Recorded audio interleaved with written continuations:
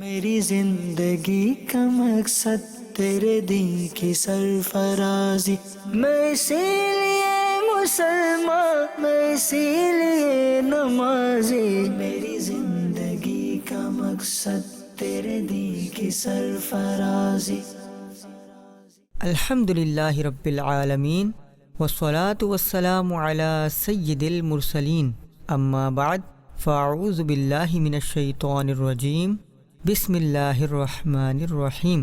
الصلاة والسلام علیک یا رسول اللہ وعلی آلک واصحابک یا حبیب اللہ، الصلاة والسلام علیک یا نبی اللہ وعلی آلک واصحابک یا نور اللہ۔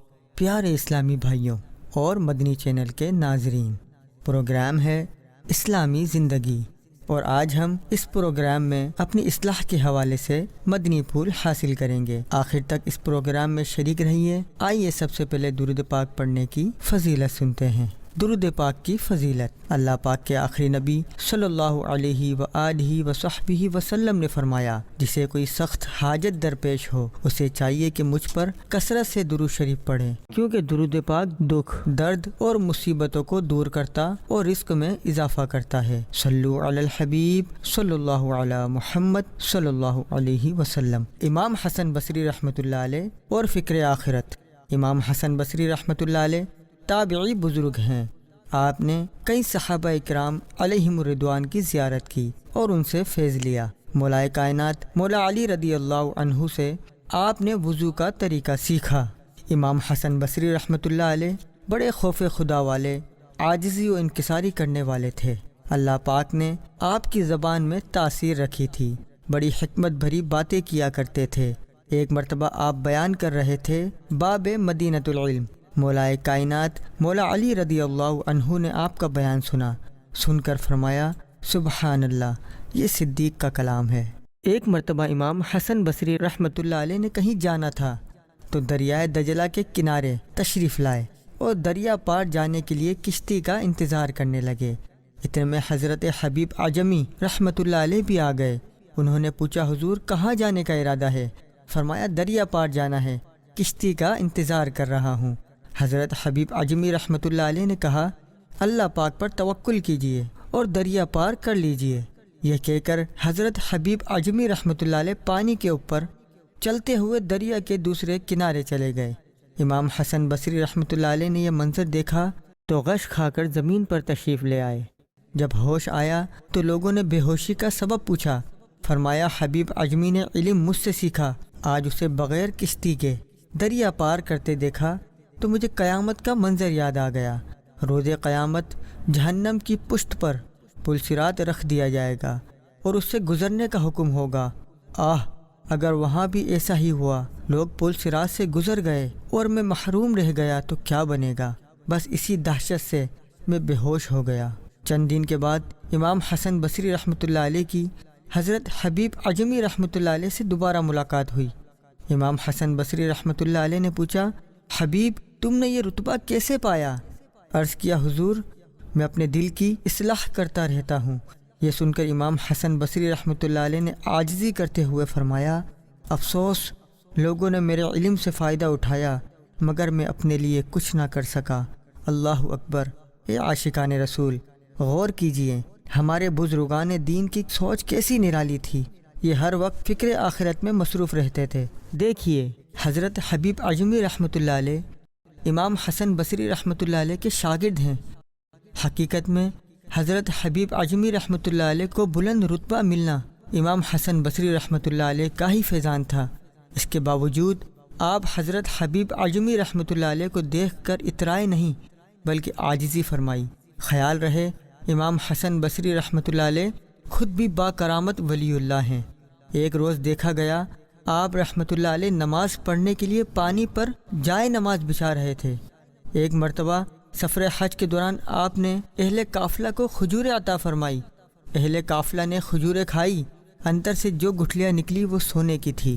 سبحان اللہ، سبحان اللہ۔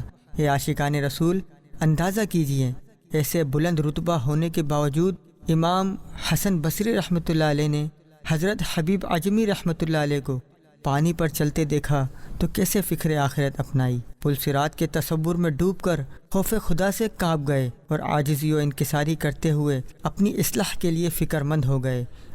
ایک ہم ہیں کہ گناہوں کا میٹر دن رات تیزی کے ساتھ چلتا چلا جا رہا ہے، اس کے باوجود نہ احساس ندامت ہے اور نہ خوف آخرت۔ پیارے اسلامی بھائیوں، یاد رکھیے کامیابی صرف اپنی اصلاح سے ملتی ہے۔ اس دنیا میں کوئی بھی دوسروں کے کندھے پر کھڑا ہو کر بلند نہیں ہو سکتا، بلندی صرف اپنے قدموں پر کھڑے ہو کر ہی مل سکتی ہے۔ کسی عقل مند نے بڑی خوبصورت بات کہی، اس دنیا میں صرف ایک انسان ہے جو تمہیں کامیاب کر سکتا ہے، اور وہ ایک انسان تم خود ہو۔ یاد رکھیے نجات کا دار و مدار شہرت پر نہیں ہے، نجات کا دار و مدار عزت پر نہیں ہے، نجات کا دار و مدار مال و دولت عیش و عشرت پر نہیں ہے، نجات کا دار و مدار اونچے منصب پر نہیں ہے۔ نجات کے لیے صرف علم حاصل کرنا کافی نہیں، آخرت میں نجات کے لیے اپنی اصلاح کرنا بھی ضروری ہے۔ جو اپنی اصلاح کرنے میں کامیاب رہا، انشاءاللہ اللہ پاک کی رحمت اور اس کے پیارے حبیب صلی اللہ علیہ وآلہ وصحبہ وسلم کی شفاعت سے جنت کا حقدار ہوگا۔ مگر جو اس دنیا میں خود کو راہ ہدایت پر نہ لا سکا، وہ آخرت میں بھی محروم و نامراد ہی رہے گا۔ تفسیر نور العرفان میں ہے، دنیا میں جس کا دل اندھا رہا، ہدایت قبول نہ کی، وہ آخرت میں نجات اور جنت کی راہ دیکھنے سے اندھا ہوگا۔ آئیے ہم غور کریں، اللہ پاک نے ہمیں نماز پڑھنے کا حکم دیا۔ جو شخص نماز کی تلقین تو کرے مگر خود نماز نہ پڑھے، کیا اس نے حکم الہی پر عمل کیا؟ اللہ پاک نے روزے رکھنے کا حکم دیا، اللہ پاک نے جھوٹ، غیبت، چغلی، حسد، تکبر، بدگمانی، وعدہ خلافی، الزام تراشی، گالی گلوچ سے بچنے کا حکم دیا، نگاہیں نیچی رکھنے، والدین کا ادب کرنے، بہن بھائیوں کے حقوق کا خیال رکھنے، پڑوسیوں کے ساتھ نیک سلوک کرنے، رشتہ داروں کے ساتھ بھلائی کرنے کا حکم دیا، ظاہری گناہوں سے بچنے، باطنی بیماریوں سے چھٹکارا پانے کا حکم دیا۔ اگر کوئی ان سب کاموں کی دوسروں کو تلقین تو کرے مگر خود ان پر عمل نہ کرے تو کیا اس نے اللہ پاک کے احکام پر عمل کیا؟ ہرگز نہیں، اس نے اللہ پاک کے حکم کو پورا نہیں کیا۔ بعض لوگوں کا خیال ہوتا ہے کہ ہم پہلے اپنی مکمل طور پر اصلاح کر لیں پھر دوسروں کو نیکی کی دعوت دیں گے، یہ بھی غلط نظریہ ہے۔ ہم نے اپنی بھی اصلاح کرنی ہے اور دوسروں کو نیکی کی دعوت بھی دیتے رہنا ہے۔ اللہ پاک نے قرآن مجید میں نجات کے لیے ان دونوں چیزوں کو لازم قرار دیا ہے۔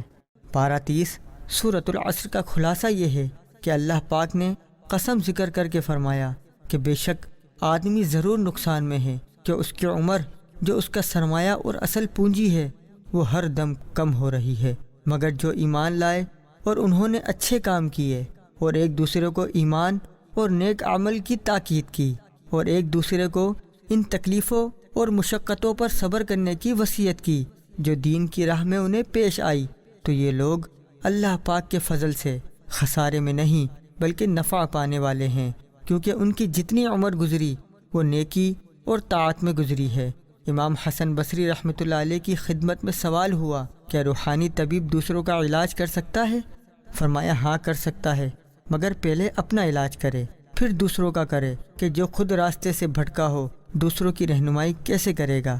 آپ سے دوسرا سوال ہوا، لوگ کہتے ہیں دوسروں کو نصیحت اسی وقت کرنی چاہیے جب بندہ خود تمام برائیوں سے پاک ہو جائے۔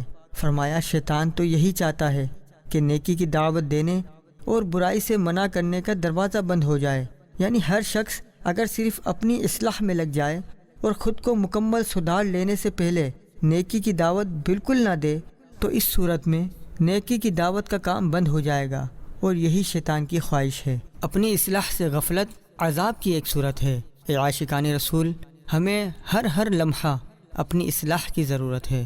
کوئی ڈاکٹر ہو یا انجینئر، وکیل ہو یا جج، بادشاہ ہو یا غلام، امیر ہو یا غریب، سیٹھ ہو یا مزدور، عالم ہو یا جاہل، سائنسدان ہو یا دکاندار، کوئی کسی بھی رتبے پر ہو، ہر ایک کو ہر وقت اپنی اصلاح میں مصروف رہنا ضروری ہے۔ اپنی اصلاح سے غافل ہو جانا عذاب الہی کی ایک صورت ہے۔ ہم خود سے غافل رہ کر دوسروں پر تنقید کرنے والے ہو گئے، نہ جانے دوسروں کے عیب ٹٹولنا، دوسروں کے گریبان میں جھانکنا، دوسروں کے کردار میں کیڑے نکالنا ہم نے کہاں سے سیکھ لیا۔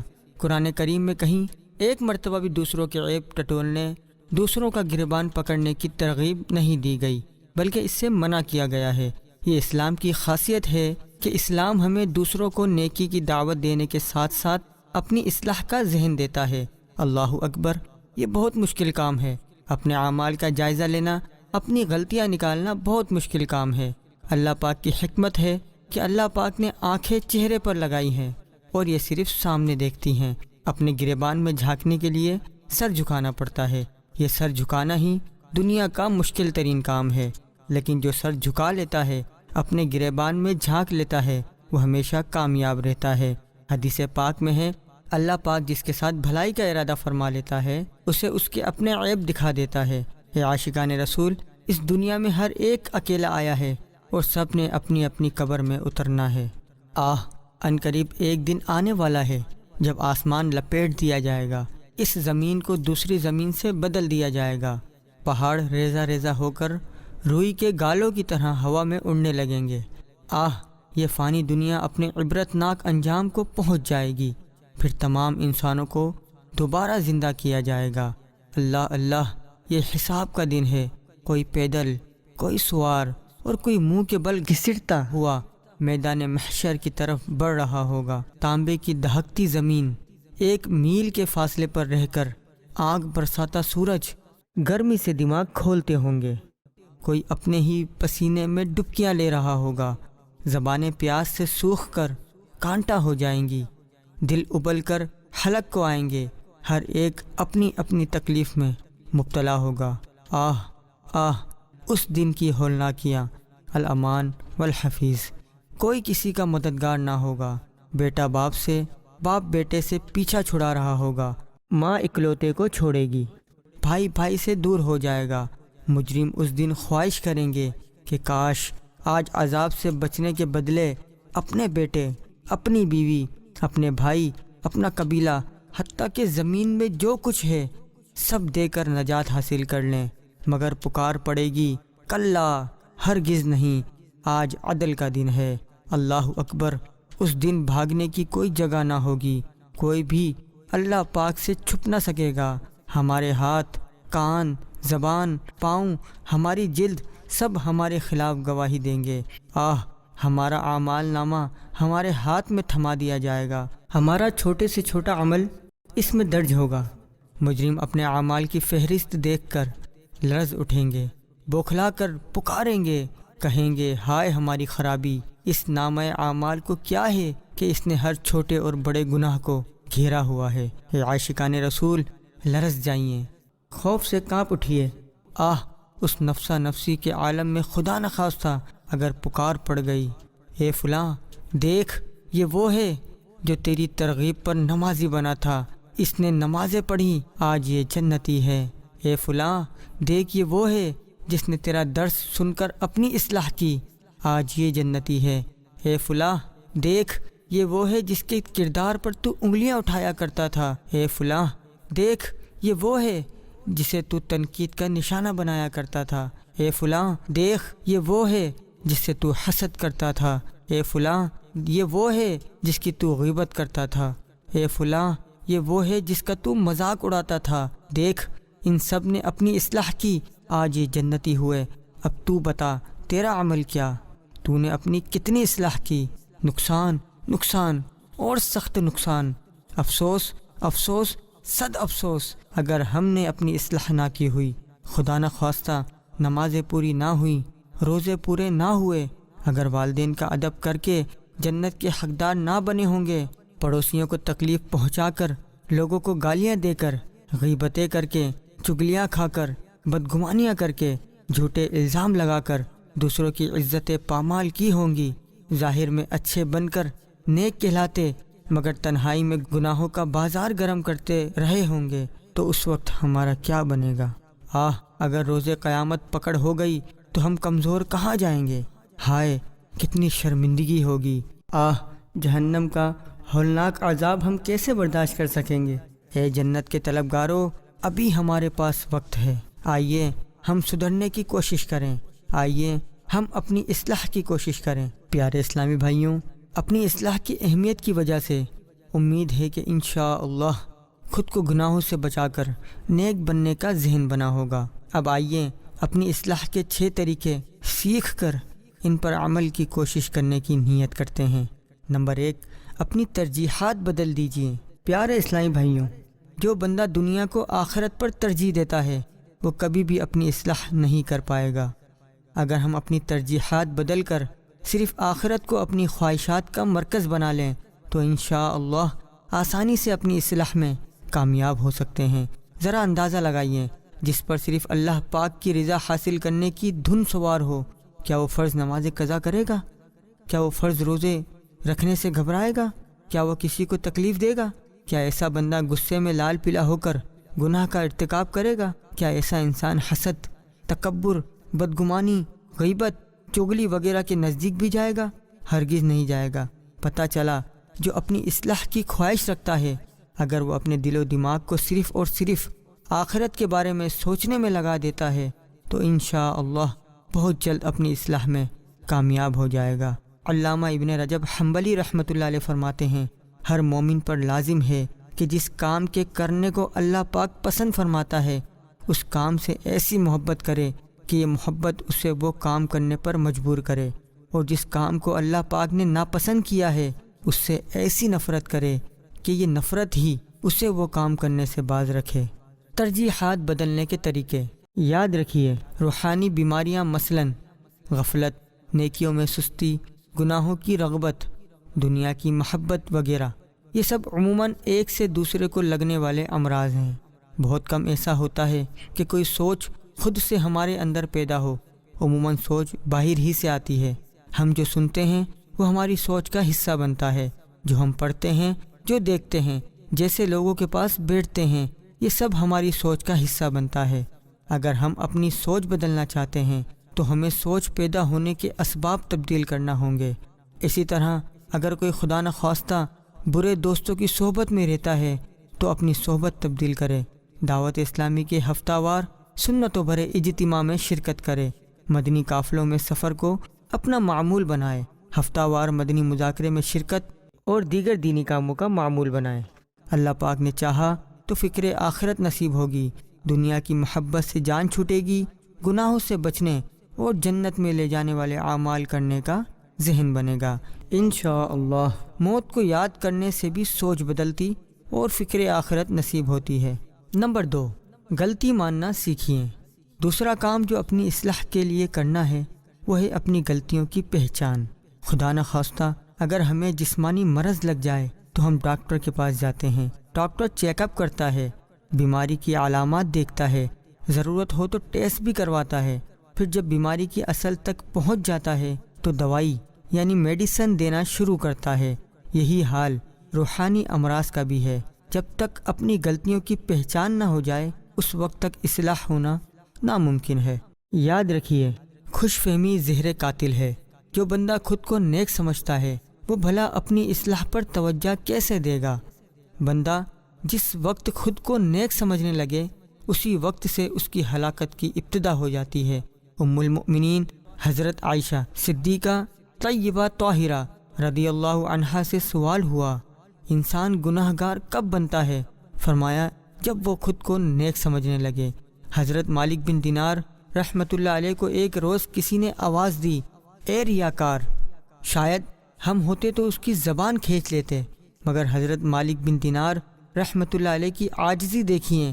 آپ نے مڑ کر دیکھا اور فرمایا، 20 سال سے کسی نے میرا اصل نام لے کر نہیں پکارا تھا، شاباش، تم نے اچھی طرح پہچان لیا کہ میں کون ہوں۔ اللہ اللہ، ہمارے بزرگان دین اچھے ہو کر بھی خود کو برا سمجھتے تھے، مگر ہمارا حال عجیب ہے، ہم برے ہو کر بھی خود کو اچھا سمجھتے ہیں۔ اے عاشقان رسول، دنیا میں تو زبان چلا کر، ہیلے بہانے کر کے، الٹے سیدھے دلائل دے کر، بڑی عمر، طاقت، منصب وغیرہ کی دھوس جما کر ہم سامنے والے کو چپ کروا سکتے ہیں، خود کو تسلی دے سکتے ہیں، مگر قیامت کے روز ایسا نہیں ہو سکے گا۔ روز قیامت مجرموں کے منہ پر مہر لگا دی جائے گی اور ہمارے اپنے ہی اعضاء ہمارے خلاف گواہی دے رہے ہوں گے۔ اس وقت ہماری زبان درازیاں، طاقت و منصب کچھ کام نہیں آئے گا۔ یقین مانیے، ضد اور ہٹ دھرمی انتہائی خطرناک بیماری ہے۔ جو غلطی بتانے والے کی بات سن کر انصاف کے ساتھ اپنے کردار پر غور نہیں کرتا وہ کبھی اپنی اصلاح نہیں کر سکتا۔ اے عاشقان رسول، غلطی مان لینا بے عزتی نہیں بلکہ عزت کی بات ہے۔ معصوم یعنی غلطی سے بالکل پاک صرف انبیاء علیہم السلام اور فرشتے ہیں، ان کے علاوہ ہر انسان سے خطا ہو سکتی ہے، البتہ ہدایت ہمیشہ وہ پاتا ہے جو اپنی غلطی مانے اور سنجیدگی کے ساتھ اپنی اصلاح کی کوشش کرے۔ حدیث پاک میں ہے، ہر انسان سے غلطی ہوتی ہے، غلطی کرنے والوں میں بہترین وہ ہے جو توبہ کرے۔ اپنی غلطی پہچاننے کے طریقے، امام غزالی رحمۃ اللہ علیہ فرماتے ہیں، اپنی غلطی پہچاننے کے 4 طریقے ہیں۔ پہلا طریقہ، ایسے کامل پیر کے مرید ہو جائیے جو نفس کے عیبوں اور پوشیدہ امراض کو خوب جانتا ہو، پھر پیر کامل جو کہے اس کے مطابق عمل کرتے جائیے۔ دوسرا طریقہ، سچا اور دیندار دوست تلاش کر کے اسے اپنا نگران بنا لیجئے تاکہ وہ آپ کے کردار پر نظر رکھے اور خامیاں بتائے۔ تیسرا طریقہ، دشمن عموماً عیب ڈھونڈنے میں لگے رہتے ہیں، لہٰذا چاپلوسی کرنے والے دوستوں سے بچیے اور دشمنوں کی زبانی اپنے عیب معلوم کر کے اپنی اصلاح کیجیے۔ چوتھا طریقہ، مومن کا آئینہ ہوتا ہے، بندہ دوسروں کے عیوب کے ذریعے اپنے عیب دیکھتا ہے، لہٰذا لوگوں کے ساتھ مل جل کر رہیے اور ان میں جو عیب دیکھیں انہیں اپنے اندر تلاش کیجیے۔ حضرت عیسیٰ روح اللہ علیہ السلام سے پوچھا گیا، آپ کو ادب کس نے سکھایا؟ فرمایا، مجھے کسی نے ادب نہیں سکھایا، بس مجھے جاہل کی جہالت بری معلوم ہوئی تو میں نے خود کو اس سے بچا لیا۔ صلو علی الحبیب صلی اللہ علی محمد صلی اللہ علیہ وسلم۔ نمبر 3، 4 اور 5، معاہدہ، مراقبہ، محاسبہ۔ جو اپنی اصلاح چاہتا ہے اسے چاہیے کہ روزانہ کے 3 کام خود پر لازم کر لے۔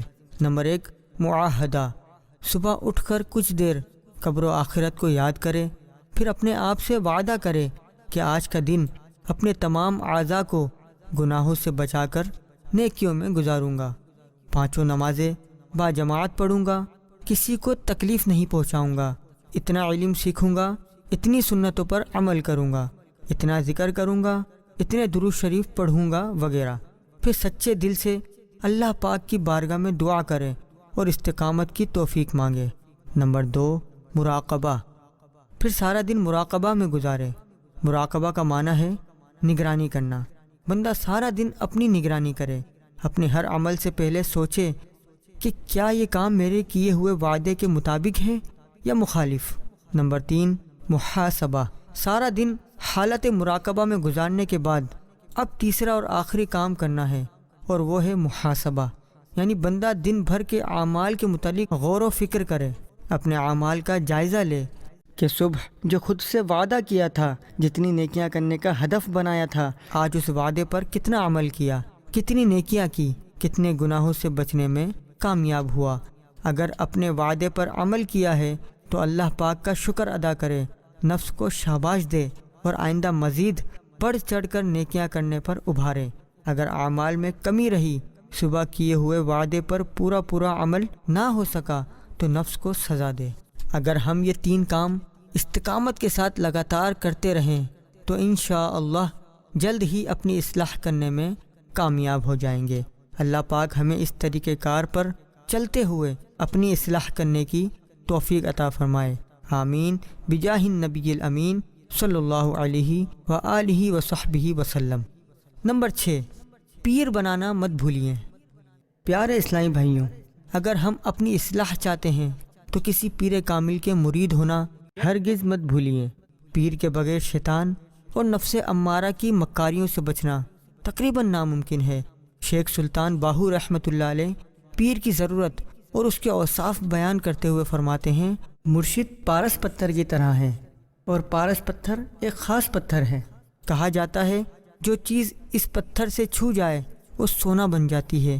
پیر بھی اسی پتھر جیسا ہوتا ہے کہ ایک پھوٹی کوڑی کی حیثیت رکھنے والے انسان کو اپنی نگاہ سے بلند رتبہ دیتا اور انمول بنا دیتا ہے۔ سلطان باہو رحمۃ اللہ علیہ مزید فرماتے ہیں، پیر کی نظر سورج کی طرح ہوتی ہے جو بری عادات کو اچھی عادات میں تبدیل کر دیتی ہے۔ مرشد اخلاق مصطفیٰ صلی اللہ علیہ وآلہ وصحبہ وسلم سے متصف ہوتا ہے، ماں باپ سے بڑھ کر مہربان ہوتا ہے۔ اللہ پاک کی راہ بتانے والا، بہترین رہنما، منزل تک پہنچانے والا، بند راستے کو کھولنے والا، دنیا اور مال و دولت سے بے نیاز، لالچ سے پاک اور طالب حق کو دل و جان سے عزیز رکھنے والا ہوتا ہے۔ پس مرشد وہ ہے کہ جو نفس امارہ کو مار کر دل کو زندہ کر دیتا ہے۔ اے عاشقان رسول، امیر اہل سنت، بانی دعوت اسلامی حضرت علامہ مولانا محمد الیاس عطار قادری رضوی دامت برکاتہم العالیہ اس دور کی عظیم علمی اور روحانی شخصیت ہیں۔ الحمدللہ امیر اہل سنت کامل پیر ہیں۔ الحمدللہ آپ کے دامن کرم سے وابستہ ہو کر لاکھوں لوگوں کی زندگی میں انقلاب آ چکا ہے، کروڑوں دلوں کی اصلاح ہو چکی ہے، گناہوں کی دلدل میں پھنسے ہوئے لاکھوں لوگ آج الحمدللہ نیکیوں بھری زندگی گزارنے میں کامیاب ہیں۔